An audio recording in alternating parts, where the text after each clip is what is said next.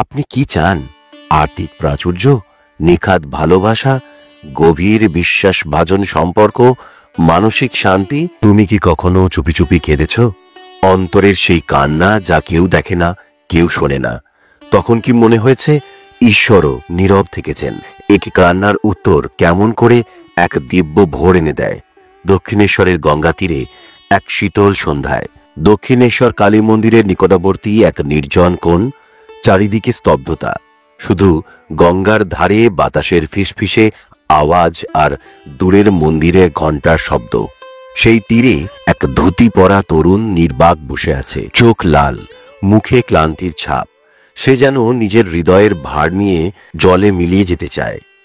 আপনিও কি কখনো এমন অনুভব করেছেন, যেন মনের কথা কেউ শোনে না, যেন ঈশ্বরও চুপ? ঠিক সেই সময় শান্ত পদক্ষেপে এগিয়ে এলেন শ্রীরামকৃষ্ণদেব। তার চোখে প্রশান্তি, কণ্ঠে অদ্ভুত কোমলতা, আলোয় ভরা এক সাক্ষাৎ। ঠাকুর জিজ্ঞেস করলেন, কি রে, এমন ভাবে বসে আছিস কেন? মনটা এত ভারী কেন বাবা? শিষ্য ধীরে ধীরে বললেন, ঠাকুর, আমি ভীষণ কষ্টে আছি। আমার মনে হয় আমার জীবনটা যেন অভিশপ্ত। যতই ডাকছি ঈশ্বরকে, তিনি কোনো উত্তর দিচ্ছেন না। তিনি কি সত্যিই আমার কথা শোনেন? ঠাকুর তখন মৃদু হেসে বললেন, চল তো একটু হাঁটি। দুজনে হাঁটতে লাগলেন গঙ্গার ধারে। জ্যোৎস্নার আলো গঙ্গার জলে দোল খাচ্ছে, বাতাসে এক অদ্ভুত শান্তি। ঠাকুর হঠাৎ জিজ্ঞেস করলেন, তুই যখন ছোট ছিলি ভয় পেলে কাকে ডাকতিস? শিষ্য বললেন, মাকে ঠাকুর। ঠাকুর বললেন, মা কি শুনতেন না তোর ডাকে? শিষ্য বললেন, শুনতেন, তবে অনেক সময় মনে হতো মা বুঝি চলে গেছেন। সেই সময় খুব কান্না পেত। ঠাকুর তখন তার চোখে এক অদ্ভুত দীপ্তি নিয়ে বললেন, মা কি তখনও ছুটে এসে তোকে জড়িয়ে ধরতেন না? শিষ্য বললেন, হ্যাঁ ঠাকুর, দৌড়ে এসে কোলে তুলে নিতেন। ঠাকুর মৃদু হেসে বললেন, ঈশ্বরও তাই করেন রে। তুই যদি সত্যি হৃদয় দিয়ে ডাকিস, তোর কান্না যদি অন্তর থেকে উঠে আসে, তাহলে তিনি ছুটে আসেন। তবে মনে রাখতে হবে, ডাক যেন ঠোঁটের শব্দ না হয়, ডাক যেন হৃদয়ের রক্ত জল হয়। ঠাকুর এবার বললেন, এই যে তুই এখন গঙ্গার পাড়ে দাঁড়িয়ে কাউকে ডাকছিস, কিন্তু গলার স্বর এত নিচু যে কেউ শুনতেই পাচ্ছে না, তবে কি কেউ আসবে তোর ডাকে? শিষ্য চোখে জল নিয়ে বলল, না ঠাকুর। ঠাকুর বললেন, ঠিক তাই, ঈশ্বর শুনবেন না যদি তোর ডাক কেবল ঠোঁটের আওয়াজ হয়। তুই ডাকবি এমন ভাবে যেন সব হারিয়ে আর কিছুই চাওয়ার নেই, শুধু তার দয়া চাই। যদি সত্যি মন থেকে ডাকিস, তবে জানিস ঈশ্বর অপেক্ষা করেন তোর এই মুহূর্তের জন্যই। শিষ্যের চোখ তখন অশ্রুপ্লুত। সে বোঝে তার এতদিনের প্রার্থনা কেবল শব্দ ছিল, তার কান্না ছিল নীরব, হৃদয়কে না ছুঁয়ে আসা। আজ সে সত্যিকারের ডাক দেবে, মন খুলে, প্রাণ উজাড় করে, যেন ঈশ্বরও শোনেন সেই নিঃশব্দ কান্না। আপনিও কি অনেক দিন ধরে ডাকছেন কিন্তু উত্তর পাননি? আপনার ডাকে কি হৃদয়ের সত্যতা ছিল, নাকি শুধু ঠোঁটের শব্দ? আজ যদি সত্যিকারের কান্না নিয়ে বলেন, মা তুমি কোথায়, তবে কি মা নীরব থাকেন? গঙ্গার বাতাসে তখন একটি মাত্র প্রতিধ্বনি, এ মা তুমি কোথায়। সে ডাক ছিল নিঃশব্দ, কিন্তু ঈশ্বরের হৃদয় স্পর্শ করার মতো। আপনার হৃদয়ও কি এমন কোনো কান্না জমে আছে? কোন প্রশ্নটি আজও উত্তরহীন রয়ে গেছে আপনার জীবনে? লিখে ফেলুন সেই কথা মার কাছে, নিজের কাছে, আর আমাদের সঙ্গেও ভাগ করে নিন। কারণ কখনো কখনো একটি কান্নাই ঈশ্বরের কাছে একটি পূর্ণ প্রার্থনা হয়ে ওঠে। আপনি কি অনুভব করেন আপনার জীবনে অর্থপ্রবাহ যেন কোথাও আটকে গেছে? আপনি কি চান মা লক্ষ্মীর করুণা আপনার সংসারে প্রবাহিত হোক? তবে একাগ্র হৃদয়ে জপ করুন, ওম শ্রীম মহালক্ষ্মী নমঃ। কিভাবে করবেন? প্রতিদিন 108 বার এক মালা জপ করুন। ভোরবেলা বা রাত্রে 11টা 11 বসে শুদ্ধ মনে জপ শুরু করুন। এই সাধনা অন্তত 40 দিন চালিয়ে যান, যেন তা এক ব্রত হয়ে ওঠে। জপের সময় আপনার মানিব্যাগ বা কিছু টাকা সামনে রাখুন, তাতে চেতনা সরাসরি প্রবাহিত হবে। প্রতিদিন 11 টাকা কোনো শুভ কাজে দান করতে পারেন, অর্থের স্রোত ফিরে আসবে বহুগুণে। ভালোবাসা ও সম্পর্কের স্থায়িত্বের জন্য মন্ত্র ওম ক্লিম কৃষ্ণায় গোবিন্দায় গোপীজন বল্লভায় স্বাহা। এই পদ্ধতি 108 বার একাগ্র মনে জপ করুন। সময় বেছে নিন সূর্যাস্তের পরের সন্ধ্যাটি, যখন বাতাসে একটি নরম আবেশ থাকে। এই জপ অন্তত 33 দিন করুন, যেন হৃদয়ে ছুঁয়ে যায় হৃদয়কে। একটি গোলাপ ফুল বা চন্দনের ধূপ জ্বালিয়ে শুরু করুন জপ। জপের শেষে মৃদু স্বরে প্রিয়জনের নাম নিয়ে তার কল্যাণ কামনা করুন। আজ আপনি কাকে হৃদয় থেকে ভালোবাসেন? ভাবুন তো সেই সম্পর্ক কতটা মূল্যবান। জীবনে নতুন সুযোগ ও উন্নতির জন্য এই মন্ত্র ওম গম গণপতায় নমঃ এটি 51 বার শ্রদ্ধা ভরে জপ করুন। সকালে 11:11 বা আপনি যেদিন কাজে বেরোচ্ছেন ঠিক তার আগেই জপ করুন। এই প্রক্রিয়া 21 দিন নিষ্ঠাভাবে চালিয়ে যান। এটি হলুদ কাগজে 1111 লিখে সামনে রাখুন। এটি আপনার সাধনার শক্তিকে আরো দৃঢ় করবে।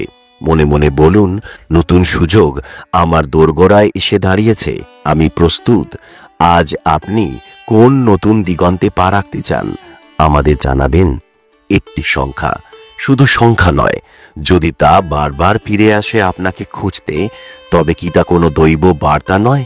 হয়তো এটি মহাবিশ্বের নীরব আহ্বান আপনার আত্মার দোরগোড়ায়। 11 একটি মাস্টার নাম্বার। এর ভিতরে রয়েছে আধ্যাত্মিক শক্তির প্রবাহ। এটি বলছে আপনাকে একটি নতুন অধ্যায় আপনার জীবনে আরম্ভ হতে চলেছে। আপনি এখন এক আত্মজাগরণের পথে। মহাবিশ্ব আপনার হাত ধরে সঠিক পথে চালিত করছে। আপনি কি করবেন এই সময়?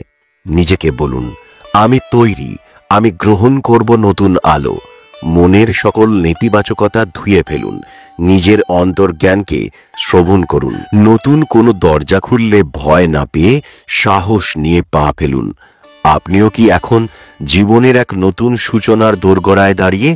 আপনার অভিজ্ঞতা আমাদের জানাতে ভুলবেন না। এঞ্জেল নাম্বার 111, চিন্তার শক্তি ও আকাঙ্ক্ষার বাস্তবায়ন। আপনি কি জানেন আপনার প্রতিটি চিন্তা একটি শক্তিশালী তরঙ্গ, যা মহাবিশ্বে ছড়িয়ে পড়ে? 111 সংখ্যাটি যখন আপনাকে ঘিরে থাকে, তখন সেটি বলছে মনোযোগ দিন, কারণ আপনি যা ভাবছেন তাই রূপ নিচ্ছে বাস্তবে। আপনি যেভাবে ভাবছেন সেভাবেই আপনার ভবিষ্যৎ গঠিত হচ্ছে। এখনই সেই শুভক্ষণ যখন ল অব অ্যাট্রাকশন অতি সক্রিয়। আপনার চিন্তা ও হৃদয়ের ভাষা দুটি মহাবিশ্ব শুনছেন। আপনি কি করবেন এখন? সকালে ঘুম থেকে উঠে 11 বার বলুন, আমি সফল, আমি শান্ত, আমি সমৃদ্ধ। চোখ বন্ধ করে ভাবুন আপনি আপনার স্বপ্ন পূরণ করতে পেরেছেন। কেমন লাগছে সেই মুহূর্তে? প্রতিদিন সন্ধ্যায় কৃতজ্ঞ হন আপনার বর্তমানের জন্য। কৃতজ্ঞতা মহাবিশ্বের দরজা খুলে দেয়। আজ আপনি কি ভাবছেন বারবার, সেটা কি আপনার ভবিষ্যৎ গড়ছে? এঞ্জেল নাম্বার 1111, নতুন সুযোগ ও মহাজাগতিক সুরের মিলন। যখন আপনি একটানা 1111 দেখতে শুরু করেন, তখন বুঝবেন মহাবিশ্ব আপনার পাশে দাঁড়িয়ে আপনাকে আলতো করে ছুঁয়ে বলছে, তুমি প্রস্তুত। এই সংখ্যাটি এক উচ্চতর সংকেত। এটি বলছে আপনি এখন ডিভাইন অ্যালাইনমেন্টে রয়েছেন। আপনার জীবন একটি বড় পরিবর্তনের দ্বার প্রান্তে। আত্মবিশ্বাস ও বিশ্বাস, এই দুই ডানায় উড়তে হবে এখন আপনাকে। কি করবেন আপনি? কাগজে লিখে ফেলুন আপনি সত্যি কি চান। অর্থ, শান্তি, প্রেম, সফলতা। বিশ্বাস রাখুন, যা আপনি মনে প্রাণে চান তা মহাবিশ্ব আপনার জন্য চাইছে। নিজের মধ্যে থাকা ভয়, সন্দেহ ও দুশ্চিন্তাকে আলতো করে বিদায় জানান। আপনি চাইলে একটা ছোট্ট পদ্ধতি করতে পারেন। সাদা মোমবাতি জ্বালান, নিজের আকাঙ্ক্ষা লিখুন, চোখ বন্ধ করে মন্ত্র জপ করুন, আমি প্রস্তুত, আমি গ্রহণ করছি আশীর্বাদ। আপনি কি 1111 দেখছেন আজ? কি অনুভব করেছিলেন সেই মুহূর্তে? মন্তব্যে লিখে জানাতে পারেন। আপনি কি চান? আর্থিক প্রাচুর্য, নিখাদ ভালোবাসা, গভীর বিশ্বাসভাজন সম্পর্ক, মানসিক শান্তি?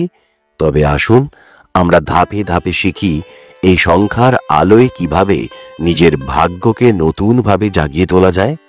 এক, অভিপ্রায় স্থাপন করুন। আপনার মন প্রাণে স্পষ্ট করে বলুন আপনি কি চান। আপনি যখন 11-11 দেখেন তখন প্রকৃতপক্ষে মহাবিশ্ব আপনাকে ডাকে, বলতে চায়, বলো তুমি কি চাও, আমি শুনছি। তাহলে আপনি কি বলবেন? চোখ বন্ধ করে নিজের চাওয়াগুলিকে কাগজে লিখে ফেলুন। তেমনি বলুন, আমি আর্থিক প্রাচুর্যের জন্য প্রস্তুত। আমি এমন এক ভালোবাসা আকর্ষণ করছি যা সত্য, নির্মল ও শান্তিপূর্ণ। আমি আমার জীবনে এমন সম্পর্ক চাই যেখানে বিশ্বাস, শ্রদ্ধা ও সহমর্মিতা থাকবে। আপনিও কি এই মুহূর্তে এমন কিছু চাওয়ার জন্য প্রস্তুত? লিখে ফেলুন এক লাইন নিজের মনে। 2, দিব্য দৃশ্যকল্প ও ইতিবাচক প্রতিশ্রুতি। 11-11 মানে মহাবিশ্ব এখন আপনার প্রতি প্রবলভাবে সক্রিয়। তবে আপনি কি তার সঙ্গে কথা বলছেন প্রতিদিন? প্রতিদিন সকাল ও রাতে বলুন, আমি মহাবিশ্বের অফুরন্ত আশীর্বাদ গ্রহণ করছি। আমি যা চাই তার জন্য আমি প্রস্তুত। আমার আকাঙ্ক্ষা বাস্তবায়িত হচ্ছে ঠিক এই মুহূর্তে। এবং কল্পনা করুন আপনি আর্থিক স্বাধীনতায় ভাসছেন। আপনার পাশে সেই প্রিয়জন যার চোখে সত্য ভালোবাসা। আপনি শান্ত, পরিপূর্ণ। চোখ বন্ধ করে এখনই 11 সেকেন্ড নিজের চাওয়াটি কল্পনা করুন। কি অনুভব করছেন? বিশ্বাসের সঙ্গে পদক্ষেপ নিন। শুধু প্রার্থনাই নয়, প্রয়োজন সচেতন পদক্ষেপ। আপনি কি নিজেই নিজের জন্য পথ তৈরি করছেন? অর্থের জন্য নতুন দক্ষতা শিখুন, বিনিয়োগের দিকে মন দিন। প্রাচুর্য পেতে হলে আগে নিজের মানসিকতা প্রস্তুত করুন। নিজেকে বলুন, আমি পাওয়ার যোগ্য। ভালোবাসা চাইলে আগে নিজেকে ভালোবাসুন। নিজের মধ্যকার আলোকে জাগ্রত করুন। সম্পর্কের ক্ষেত্রে খোলামেলা ও মমতাপূর্ণ হন, যেমন আপনি যা চান অন্যের থেকে। আপনি কি ইতিমধ্যে কোনো একটি ছোট পদক্ষেপ নিয়েছেন নিজের স্বপ্নের দিকে? লিখুন, আমরা পড়তে চাই। 4, কৃতজ্ঞতার অনুশীলন। যখনই আপনি এই নাম্বার দেখবেন, এটি ধন্যবাদ বলুন মনের গভীর থেকে। ধন্যবাদ মহাবিশ্ব, আমি প্রস্তুত তোমার আশীর্বাদের জন্য। প্রতিদিন লিখুন অন্তত 3টি বিষয় যার জন্য আপনি কৃতজ্ঞ। শুধু মনে নয়, লিখে ফেলুন। কাগজে লেখা প্রার্থনা হৃদয়ে ছুঁয়ে যায়। আজ আপনি কিসের জন্য কৃতজ্ঞ? ছোট্ট একটা শব্দই অনেক কিছু বলে দিতে পারে।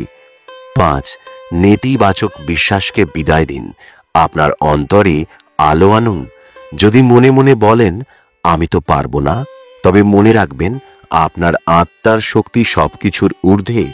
আমি অর্থ পাবো না এই ভাবনার বদলে বলুন, আমি সমৃদ্ধির যোগ্য, আমি তা আকর্ষণ করছি। আমার জীবনে ভালোবাসা আসবে না, এর জবাবে বলুন, ভালোবাসা আমার জন্য অপেক্ষা করছে, আমি তাকে আলিঙ্গন করতে প্রস্তুত। আপনার মনে এমন কোনো নেতিবাচক বিশ্বাস ঘুরপাক খাচ্ছে, আপনি কিভাবে তাকে রূপান্তর করবেন? 6, 11-11 এক ছোট্ট কিন্তু মহা শক্তিশালী পদ্ধতি আছে। একটা সাদা মোমবাতি জ্বালান। নিজের চাওয়াগুলি সুন্দর করে লিখুন। 11 মিনিট ধ্যান করুন। আমি প্রাচুর্য, ভালোবাসা ও শান্তি আকর্ষণ করছি। 11-11 দেখা মানেই আপনি ঠিক পথেই আছেন। আপনি যেভাবে হৃদয়ে বিশ্বাস রাখছেন, মহাবিশ্ব ঠিক সেইভাবে উত্তর দেবে। শুধু নিজেকে মনে করিয়ে দিন, যা আমার জন্য নির্ধারিত তা ঠিক সময়ে আসবেই। আমি তৈরি। আজ আপনার অন্তরে সবচেয়ে বড় ইচ্ছেটা কি? আপনি কি সত্যিই বিশ্বাস করছেন যে আপনি তা পেতে পারেন? এই মুহূর্তে 11-11 দেখলে আপনি কি বলবেন মহাবিশ্বকে? লিখে ফেলুন আপনার মনের কথাটি, কারণ আপনি যা চাইছেন তা হয়তো একদম কাছেই এসে দাঁড়িয়ে আছে। শুধু দরজাটা খুলে দিতে হবে বিশ্বাস, কৃতজ্ঞতা ও সাহসের চাবি দিয়ে। আপনার জন্য এক হৃদয় ছোঁয়া প্রার্থনা। জয় হোক আপনার আলোর, সমৃদ্ধি হোক আপনার প্রতিটি পদক্ষেপে। 11-11 যেন আপনার জীবনের এক নতুন সূর্যোদয় নিয়ে আসে।